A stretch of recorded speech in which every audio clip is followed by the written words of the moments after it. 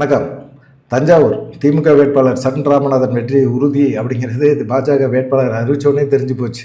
இதுக்கு முன்னாடி பார்த்தீங்கன்னா அதிமுகவில் வந்து வேட்பாளர் சரவணன் வந்து அவர் வந்து கண்டிப்பாக தனக்கு தான் சீட்டு கிடைக்கும் அப்படின்னு சொல்லிட்டு அதிமுகவில் சரவணன் களத்தில் இறங்கி வேலை பார்த்தாரு.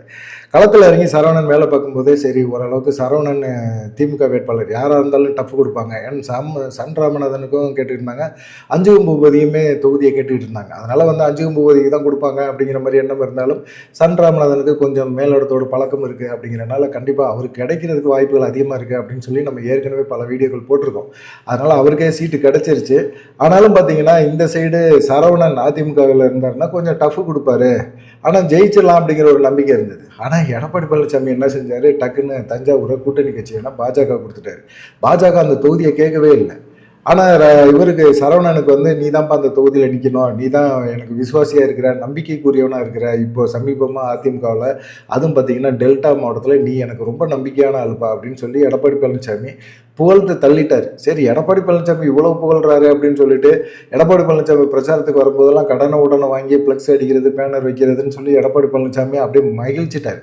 இவர் வந்து என்ன சொல்லிட்டாரு, ஒரு 6 மாதத்துக்கு முன்னாடியே எடப்பாடி பழனிசாமி சரவணனை கூப்பிட்டு நீ தான்ப்பா வேட்பாளர், களத்தில் இறங்கி வேலை பாரு, என்னென்ன பண்ண முடியுமோ அதெல்லாம் பண்ணி வச்சுக்க, கடைசி நேரத்தில் எதுவுமே பிரச்சனை ஆக்கிக்காத அப்படிங்கிற மாதிரி சொல்லிட்டாரு. இவரும் நிறையா செலவழிச்சிட்டு நான் தான் வேட்பாளர் அப்படின்னு சொல்லி களத்தில் இறங்கி ஒவ்வொரு தொகுதி மக்கள்கிட்டையும் போய் ஓட்டெல்லாம் கேட்டுட்டார். இப்படியெல்லாம் கேட்டுவிட்டு அந்த மக்கள்கிட்ட போய் நீ வேட்பாளர் இல்லையாமல, கூட்டணி கட்சி கொடுத்துட்டாங்களாம்ல அப்படிங்கிற மாதிரி இருந்துச்சு. இது வெளிப்படையாகவே சென்னையில் போய் எடப்பாடி பழனிசாமிகிட்ட போய் தன்னுடைய ஆதங்கத்தை கொட்டிட்டார் சரவணன். கொட்டின பிறகுமே அவர் என்ன செஞ்சார், உனக்கு வேணால் வேறு தொகுதி தரேன், நீ வேணால் அந்த தொகுதியில் நில்லு அப்படின்னு ஆறுதல் படுத்தினார். வேறு தொகுதியை கொடுத்து என்ன செய்ய போகிறார் சரவணன்? களத்தில் இறங்கி இந்த தொகுதியில் இறங்கி வேலை பார்த்தாச்சு, வேலை பார்த்து செலவு பண்ணியாச்சு, இதுக்கப்புறமா வேறு தொகுதியை கொடுத்து அந்த தொகுதியில் போய் நம்ம நின்று ஜெயிப்போமா அப்படிங்கிற ஒரு சந்தேகம், டவுட் அவருக்கு வந்துருச்சு. அதனால் வேணாம், நான் வந்து இதே தொகுதியில் கூட்டணி கட்சி கொடுத்துருக்கீங்க, நான் அதில் பார்த்துக்கிறேன் அப்படிங்கிற மாதிரி ஒரு எண்ணத்தில் அவர் இருந்தார். சரி, இவர் வந்து சொந்தக்கார மூஞ்சில் எப்படி முழிக்கிறது, ஆதரவாளர்கள்லாம் ரொம்ப டென்ஷன் ஆகிட்டாங்க. என்னடா எடப்பாடி பழனிசாமி எல்லாத்தையும் ஏமாத்தினார், கடைசியில் உண்மையான விசுவாசி நம்பிக்கைக்குரிய நபர் டெல்டாவில் எனக்கு இப்போது சரவணன் தான் இருக்கிறாரு அப்படின்னு சொல்லி நேரடியாக புகழ்ந்து தள்ளின ஒரு மனுஷன் திடீர்னு எடப்பாடி பழனிசாமி இப்படி சரவணனை ஏமாற்றிட்டாரேயா, பாவமியா இந்த மனுஷன், அப்பாவி மனுஷன் அப்படிங்கிற மாதிரி ஒரு எண்ணத்தில் எல்லாருமே அவருடைய ஆதரவாளர்கள்லாம் பேச ஆரம்பித்தாங்க. சரி, இந்த சைடு தான் இப்படி நடக்குது அப்படின்னு பார்த்தீங்கன்னா பாஜகவுக்கு அவங்க இந்த தஞ்சாவூர் தொகுதியவே கேட்கல, கும்பகோணம் தான் கேட்டாங்க, தஞ்சாவூர் தொகுதியை கொடுத்துட்டாங்க. சரி, தஞ்சாவூர் தொகுதியை கொடுத்துட்டாங்க அப்படின்னா பாஜக கட்சியில் இருக்கிற அவர் தெற்கு மாவட்ட துணைத் தலைவர் முரளிதரன் அவர் வந்து விருப்ப மனு கொடுத்துருந்தாரு, நேர்காணல் போனார். அவருக்கு தான் முரளிதரனுக்கு தான் சீட்டு கிடைக்கும் அப்படின்னு சொல்லி எதிர்பார்த்துக்கிட்டே இருந்தாங்க. ஆனால் திடீர்னு பார்த்தீங்கன்னா நாடாளுமன்ற தேர்தலில் நின்ற கருப்பு முருகானந்தத்துக்கே திரும்பவும் சீட்டை கொடுத்துருக்காங்க. நாடாளுமன்ற தேர்தலில் கருப்பு முருகானந்தம் பெருசாக வெற்றி பெற முடியல. ஆனால் கருப்பு முருகானந்தத்துக்கு கொடுத்தோன்னே இவருக்கு வந்து டென்ஷன் ஆச்சு. இது வந்து அரசல் புரசலாக அவருக்கு காதுக்கு, முருகானந்தம் காதுக்கு உழுவ ஆரம்பிச்சிது. அவர் முரளிதரனுக்கு அதுக்கு உழுவ ஆரம்பிச்சிது. அவர் என்ன செஞ்சார், முரளிதரன் என்ன செஞ்சார், சுயேட்சையாக வந்து வேட்புமனு தாக்கல் பண்ணிட்டார்.